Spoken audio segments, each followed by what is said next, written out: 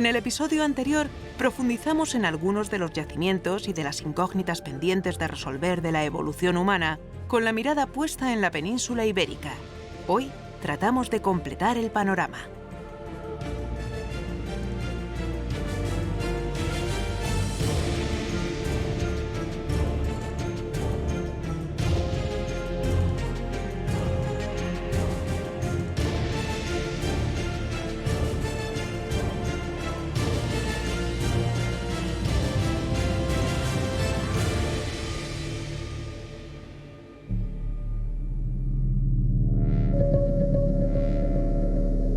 Homo Hispanicus, parte 2.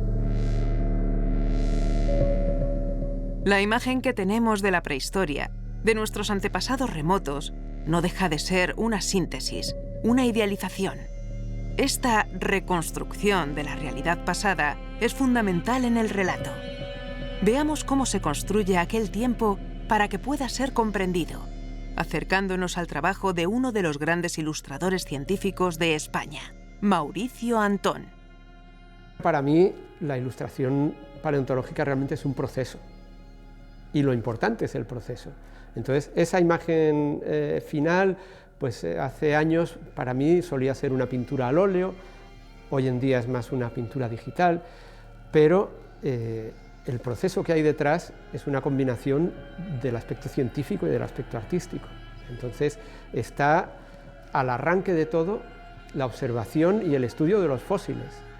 Entonces, solamente conociendo los fósiles de primera mano se puede visualizar la anatomía reconstruida de esta especie con la que trabajamos. Una vez definido el canon anatómico de la especie que queremos representar, pasamos a explorar su comportamiento, su locomoción, su integración en los ecosistemas del pasado, y entonces solo al final de todas estas etapas aparece esta imagen que llega al público.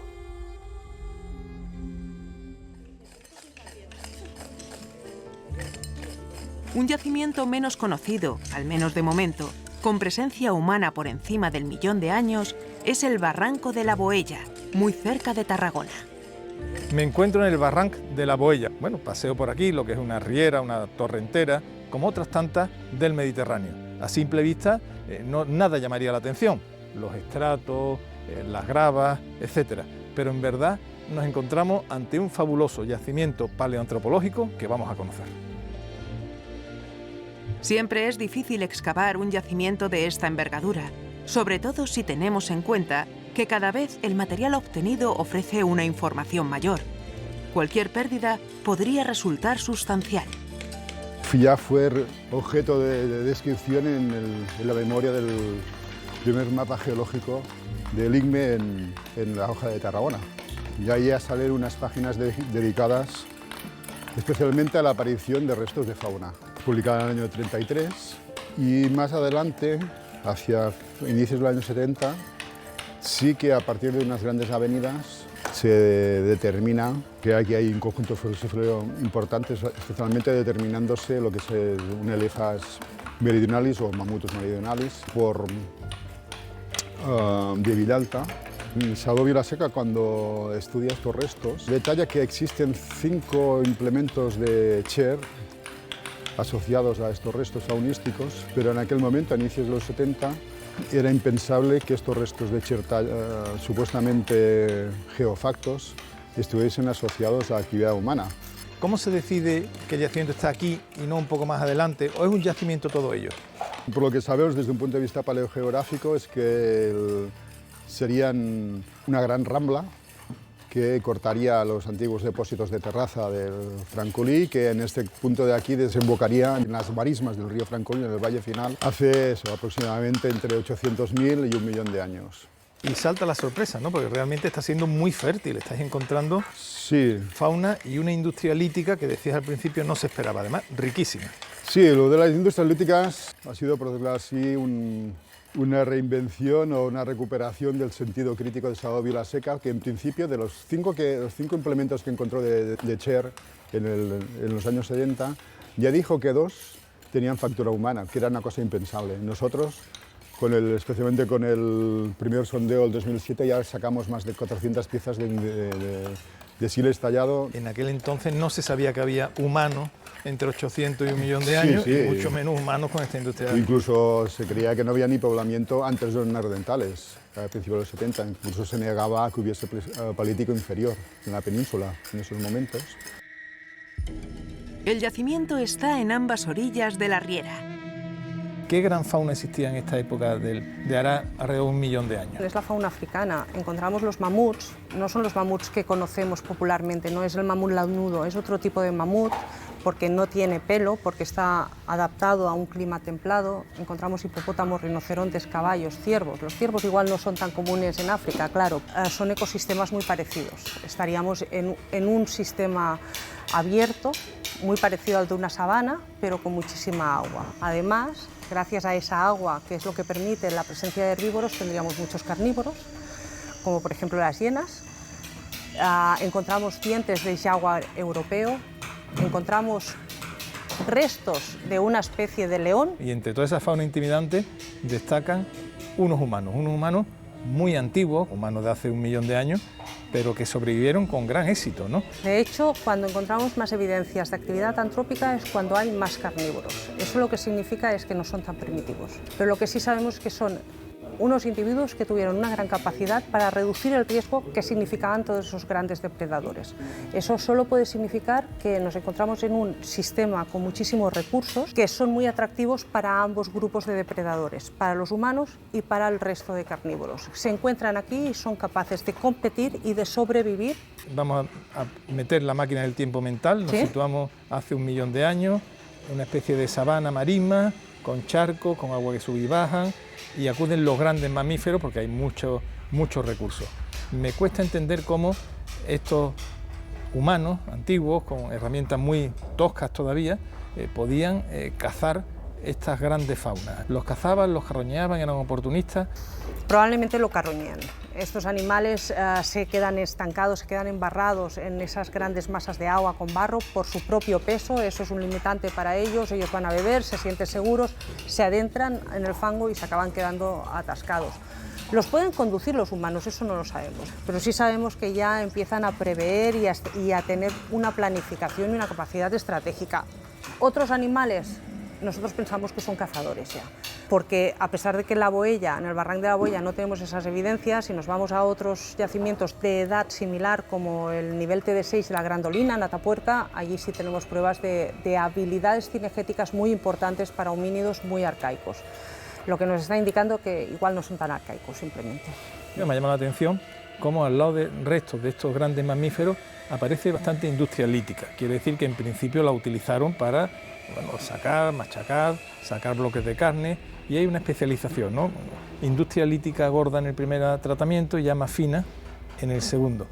Pero esta industria la hacían in situ, ¿no? O sea, aprovechando la roca que tenían alrededor, la usaban y la tiraban. Aquí lo tienen todo. Tienen agua, tienen materia prima para hacer herramientas y además tienen los recursos animales, tienen la carne. Ahora tenemos un barranco, en ese momento no es el barranco excavado, nos tenemos que imaginar eso, el final de un río, un delta que está arrastrando una gran cantidad de materia prima, además de alta calidad para hacer esas herramientas. Esa gente conocía perfectamente su entorno y cómo explotarlo. Eran cognitivamente muchísimo más inteligentes de lo que pensábamos hace muy poco. La cantidad y calidad de las industrias que se están excavando en el Barranco de la Boella es muy notable y ofrece nuevas informaciones sobre las capacidades y estilo de vida de sus autores. Y lo más característico que tenemos de este yacimiento, aparte de su cronología, es el tipo de industria, caracterizada principalmente por estos útiles de gran formato. Todo el mundo los conoce como bifaces, en realidad son picos. Está hecho sobre un canto de esquisto, con muy pocos golpes. Los homínidos fueron capaces de darle al canto una forma apuntada. Junto a este pico, aparte, nos encontramos otro tipo, en este caso no apuntado, sino que sería con un filo más recto, similar a un hendedor de los que podemos encontrar, por ejemplo, en África, en el Achelense. En la Boella es como si fuera un evento de carnicería congelado en el tiempo. Es un nivel muy finito en el que te sale toda la fauna, te salen las herramientas y se acaba el nivel. Si queremos entender bien las actividades de los homininos hace 1 millón de años e incluso la expansión del achelense en Europa, no hay muchos yacimientos achelenses con 1 millón de años en Europa, hay un puñado, hay 3, 4. La verdad que cuando ya se ven muchos yacimientos, vamos a hablar del yacimiento a lo largo y ancho de toda la península ibérica, los modelos de industria lítica se repiten, ¿no? La evolución que tenemos es muy parecida a la que podemos ver en África, desde un modo 1, muy básico, pues con sus choppers y sus lascas, y luego de ese modo 1 pasando al modo 2 con estos útiles de gran formato y bifaces. Cambia también, por ejemplo, el tipo en la península ibérica, el tipo de localización de los yacimientos. En este caso, el achelense tiende a localizarse más en márgenes de ríos, en entornos muy abiertos. El modo 1, bueno, no hay muchos yacimientos en la península ibérica, pero donde mejor se ha documentado, por ejemplo, pues es en Atapuerca, que es un entorno más de cueva. La clave está en estudiar la transición del modo 1 al modo 2. Cómo se pasa de un pas de producir simplemente choppers y lascas a producir útiles de gran formato. ¿Qué salto hay? Si es cognitivo, si es cultural. En 2007 empezamos a excavar 13 metros cuadrados de este mismo yacimiento en el que encontramos los primeros restos de mamut. A partir de entonces, bueno, hemos estado unos años abandonando este yacimiento, no se podía excavar y desde hace 4 que lo hemos retomado. Y lo excavamos por sectores. Sobre todo porque si encontramos un hueso grande no lo podemos dejar de un año para otro. Estamos excavando el último sector en el que estamos descubriendo ese nivel que está relacionado con el primer mamut que encontramos en 2007 y en el que había restos de ese animal y abundante industria lítica. Lo están descubriendo y están empezando a encontrar pues esas herramientas de sílex, como por ejemplo esta, Fíjate, que sirvieron para descuartizar a ese animal. lo que es asombroso el estado de conservación, Sí. es que los filos parecen hechos ayer, ¿no? La industria lítica es muy interesante por la tecnología que estamos encontrando, pero también por el estado de conservación que encontramos en este yacimiento tan antiguo.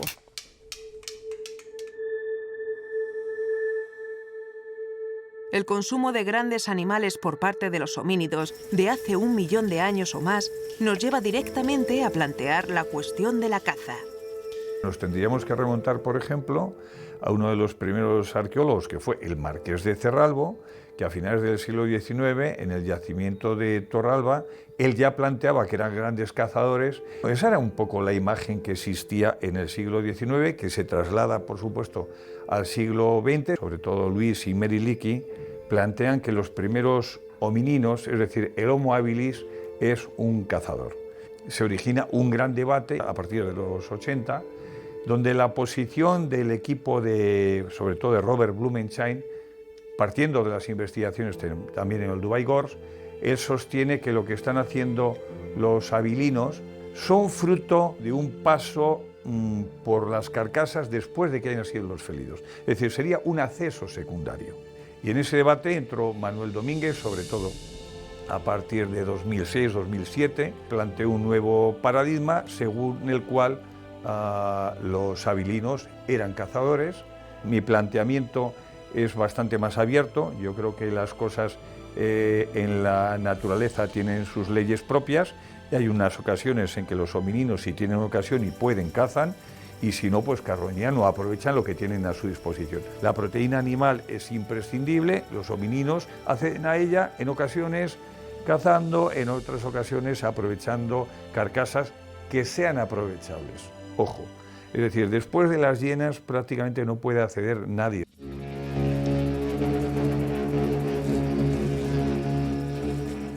La paleoantropología no solamente estudia aquellos humanos remotos, sino también la fauna asociada a ellos, es decir, qué fauna existía, pues hará, por ejemplo, en este yacimiento 1 millón de años.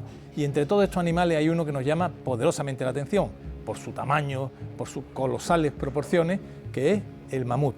Detrás vemos 2 defensas muy poéticamente entrelazadas, 2 grandes colmillos, que nos dan una idea de la dimensión que alcanzó esta especie, ¿no?, que es la más grande de todos los parientes del actual elefante. El Mamutus meridionalis de la Boella no es el único con el que nos hemos topado. En Orce también se han documentado marcas humanas sobre grandes animales. En cronología estamos a 1,2 millones de años y tenemos una acumulación paleontológica muy importante con muchas especies de animales diferentes, sobre todo grandes mamíferos, herbívoros y carnívoros. estamos en un sitio de borde del lago, donde había también fuentes de agua dulce y era un clima mucho más húmedo que hoy y cálido. Y había esta variabilidad de animales que profitaban de este paisaje muy favorable para la vida. Y los homininos eran también en este contexto con los otros animales. Tenemos sobre todo muy representativa de esta parte superior del yacimiento el mamutos meridionales. Podemos ver las dos defensas que están en la parte central. Del momento no tenemos restos humanos, pero tenemos las industrias líticas. Se me hace muy difícil pensar que un gran mamut meridional pudiera ser cazado por aquellos Homo erectus en esas cronologías tan antiguas. Pero este verano, en Olduvai, hemos descubierto un nuevo yacimiento que hemos bautizado en homenaje a Emiliano Aguirre, con 1,8 millones de años, justo en la frontera entre el lecho 1 y el lecho 2, y estos homininos que todavía tienen industria oldubayense o modo 1, se han comido un elefante juvenil y nos plantea dudas de si lo cazaron o lo carroñaron. El panorama se ha complicado porque un artículo de reciente publicación atribuye a los parántropos del lago Victoria de hace 3 millones de años la capacidad de fabricar herramientas y descarnar presas con ellas. Muchos científicos piensan que el consumo de carne está directamente relacionado con el aumento de nuestras capacidades cognitivas. La carne es una pieza clave en la evolución. La fisiología de cualquier mamífero está muy afectada por la introducción de proteínas de naturaleza animal, que obviamente han permitido que esta cosa que tenemos aquí, que es el cerebro que hemos desarrollado a lo largo de la evolución humana y que es un grandísimo consumidor de calorías, se pueda alimentar de una manera muchísimo más rápida y dejando muchísimo más tiempo para otro tipo de actividades, incluidas las de naturaleza intelectual. Para la práctica de la actividad cinegética es necesaria la coordinación de un grupo, lo que implica desarrollo de la inteligencia, estrategias colaborativas y herramientas suficientes. Los humanos no tenemos grandes colmillos o garras como nuestros competidores de la sabana.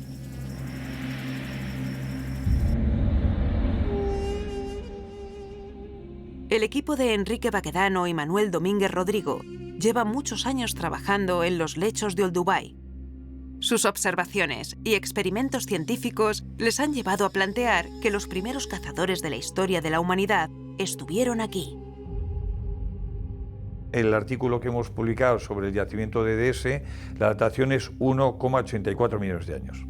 El descubrimiento por el equipo del liderazgo español en el nivel 22 de varios yacimientos, lo que ha hecho ha sido justamente confirmar las propuestas de Manuel Domínguez en el sentido de que estos primeros homininos ya son cazadores, desde luego de gacelas e incluso de pequeños antílopes. Esta caza implica una actividad cooperativa indiscutiblemente.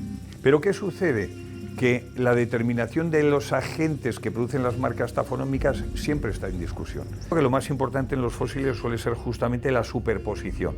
Cuando vemos que los homininos han intervenido después de un félido, lo que sabemos es que están carroñeando.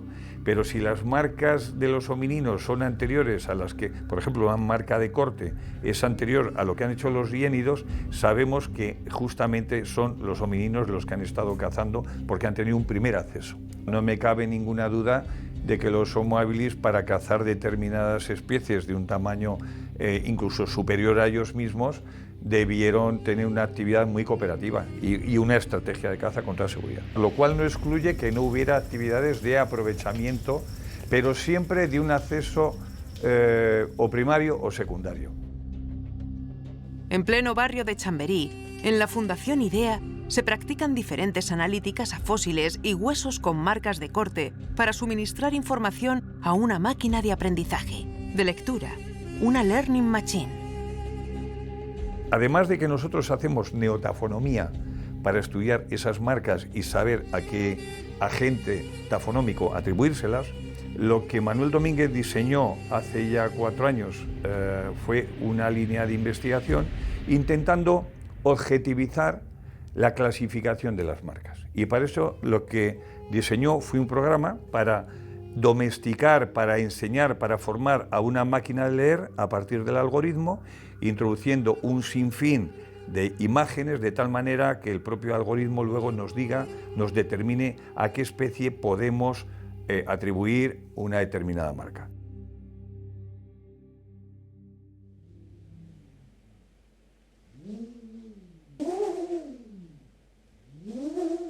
En el CNIE de Burgos también se le otorga una gran importancia a la arqueología experimental. Podemos llegar a reconstruir parte de las acciones del pasado, entre otras muchos aspectos que tienen que ver con la técnica o la tecnología del pasado, fundamentalmente con la elaboración de herramientas antiguas o el uso, relacionado con los materiales de la Sierra de Atapuerca. Aquí tenemos un hendedor hecho con cuarzarenita, con uno de los materiales que llevan las gravas del río Arlanzón, y esta es una pieza que en concreto hemos utilizado hace poco para descuartizar un bisonte. ¿Y eso cómo se hace? ¿Dónde sacáis el bisonte? ¿Cómo lo trabajáis? Pues aquí cerquita tenemos el Parque Paleolítico Vivo, que tenemos la suerte de contar con él en Burgos, donde se recrean toda una serie de ambientes similares a los que tendríamos con la fauna del Paleolítico, y hemos firmado recientemente un convenio que nos permite aprovechar aquellos animales que por desgracia les mueren de vez en cuando. Con lo cual habéis comprobado el uso de la herramienta y también las marcas que estas herramientas dejan en los huesos. Efectivamente. Pero la segunda parte es la tafonomía. ¿Qué es la tafonomía? Bueno, la tafonomía es la disciplina que nos permite comprender qué ha pasado con un resto desde que queda enterrado, desde que muere, hasta que nosotros lo encontramos a día de hoy. Esta olla nos permite, por ejemplo, cocer y limpiar los huesos que han estado sometidos a distintos experimentos tafonómicos, entre otros, por ejemplo, labores de carnicería. Y aquí tenemos otro artilugio curioso. ¿Qué es? Es una cámara de intemperismo acelerado. Es decir, es una máquina que nos permite reconstruir condiciones ambientales muy concretas, o bien analizando variables de una en una, por ejemplo, el grado de insolación a través de una lámpara ultravioleta, la temperatura, la humedad, etcétera, o combinándolas todas ellas. Con lo cual podemos llegar a simular condiciones muy distintas, condiciones de sabana, condiciones de desierto. He abierto ante la trampilla y caía como agua, como si lloviera. Está lloviendo, efectivamente.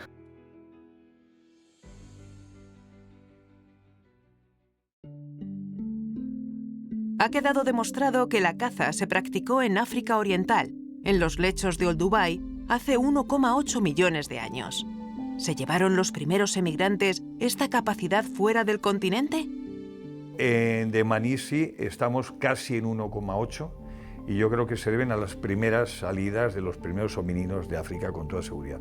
He estado en algunas ocasiones lo suficiente para no tener ni el más mínimo resquicio de duda de que estos homínidos con toda seguridad eran grandes cazadores.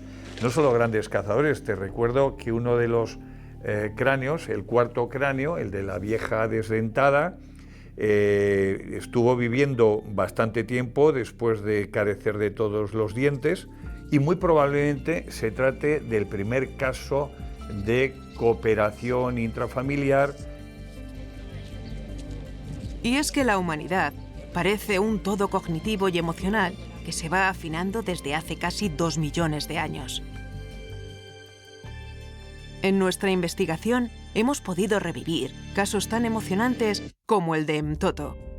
Alguien había depositado un niño de 3 años de edad en una posición flexionada, recostada sobre su lado izquierdo, y probablemente por unos pequeños movimientos de su esqueleto podíamos inferir que ese niño había apoyado su cabeza sobre una almohada o un soporte de tipo perecedero al modo de almohada y que probablemente el cuerpo, la parte superior del cuerpo, había sido envuelta en un tipo de mortaja o sudario, probablemente de origen vegetal o natural, y que estaban indicando un tipo de comportamiento que ya podíamos hablar de comportamiento funerario, es decir, de una dedicación, una delicadeza hacia un cuerpo.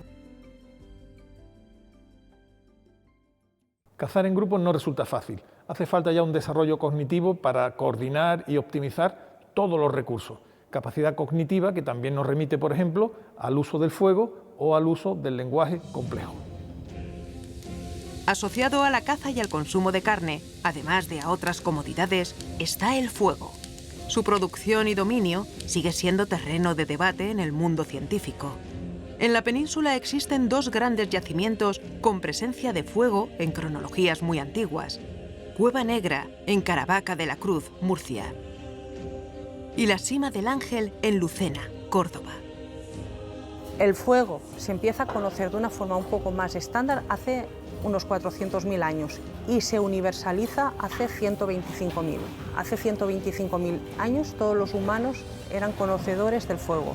No solo conocedores, sino que sabían hacerlo cuando lo necesitaban. Previamente a eso es todo muy anecdótico. Y algunos, y yo en concreto llevo muchos años sosteniendo que la domesticación del fuego es el gran acelerador de la evolución humana junto con el gran motor que siempre he sostenido que es la cooperación. La coordinación de todas las actividades complejas de los homínidos, como la caza, exigía un empleo del lenguaje acorde con la dificultad del problema a solventar. ¿Pero hablamos de un lenguaje oral, hablado? Esto es un hueso-ioides. Perteneció a una persona que vivió hace unos 5.000 años y que fue sepultada en el Dolmen del Pendón, en Reynoso, Burgos. Es un hueso clave en el aparato fonador. Sin él no se puede articular palabra. Y es muy difícil de encontrar por ser muy liviano. El escenario para establecer si los homínidos tenían capacidad para hablar o no se ha trasladado por ello al aparato auditivo. Ignacio Martínez nos habló de su trabajo al respecto en la Galería de las Estatuas de Atapuerca. Hemos sido capaces de desarrollar una metodología que nos permite saber cómo oía un muerto de hace 400.000 años, ¿no? Es importante saber que los chimpancés y las personas no oímos exactamente igual, ¿eh? La diferencia es sutil, ¿eh? Pero un chimpancé oye como una persona con sordera moderada, para que te hagas una idea. Bueno, pues los de la cima de los huesos oyen casi como tú y como yo. Están separados del chimpancé y están sintonizados, vamos a decirlo así, su oído, al rango de frecuencias que usamos para comunicarnos. Las nuevas tecnologías y los enfoques alternativos nos llevan a cotas de conocimiento nunca vistas, a nuevos retos y horizontes. La genética está en todos los grandes debates actuales y sus aplicaciones pueden ser fabulosas. ¿Qué es la genética cuantitativa y hasta dónde puede llegar? La genética cuantificada es el estudio de la variación heredada de una familia. Trabajamos con una población en la que conocemos las relaciones entre todos los individuos, la madre y el padre, los hijos con sus hermanos, los abuelos. Podemos usar modelos estadísticos para averiguar qué parte de la variación es genética heredada de una familia y qué parte es solo variación aleatoria del entorno. Creemos que esto es importante porque nos permite analizar la morfología y entender los mecanismos de la genética sin conocer exactamente el ADN. A pesar de no tener datos exactos de ADN, podemos hacer interpretaciones, conjeturas sobre la genética viendo su expresión al estudiar las capas dentales.